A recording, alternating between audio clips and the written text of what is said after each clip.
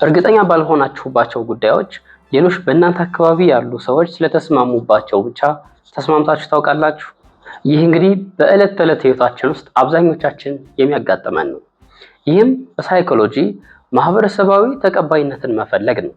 ይህም ሰዎች ትክክል የሆነውን ነገር ለመወሰን ወይም በራሳቸው አንድን ነገር ትክክል ነው፣ ትክክል አይደለም የሚለውን ለመወሰን የሌሎችን ምልከታ ወይም የሌሎችን መቀበል፣ የሌሎችን ተቀባይነት እንደመፈለግ እንደ ማረጋገጫ መውሰድ እንደማለት ነው። እንበልና እናንተ በቡድን ውስጥ አንድ ስራ እየሰራችሁ ነው። የዛን ስራ መልስ ወይም ደግሞ የዛን የተነሳውን ጥያቄ ጉዳይ ትክክለኛውን ምላሽ አታውቁትም። ነገር ግን አብዛኞቹ ሰዎች የሆነን ምላሽ መርጠዋል።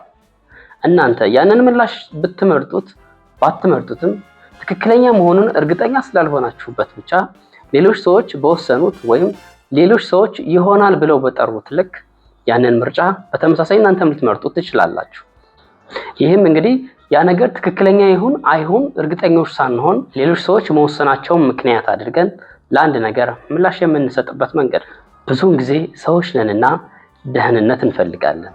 ደህንነታችን የተጠበቀ እንዲሆን፣ በማህበረሰቡ ዘንድ ተቀባይነት እንዲኖረን፣ እንዲሁም ግርግር ውስጥ ረብሻ ውስጥ አለመግባትን እንፈልጋለን። ማንም መሳሳት አይፈልግም። ማንም ለብቻው መሆን አይፈልግም።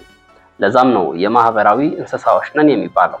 አእምሯችንም ያንን አሰራር ይከተላል ማለት ነው። የቡድኑን አካሄድ፣ የቡድኑን አስተሳሰብ ወይም የቡድኑን ድርጊት እንዲከተል ያደርገዋል። እንግዲህ እንደነዚህ አይነት ነገሮችን በአብዛኛው ጊዜ ደግሞ በማህበራዊ ሚዲያዎች እናስተውላቸዋለን።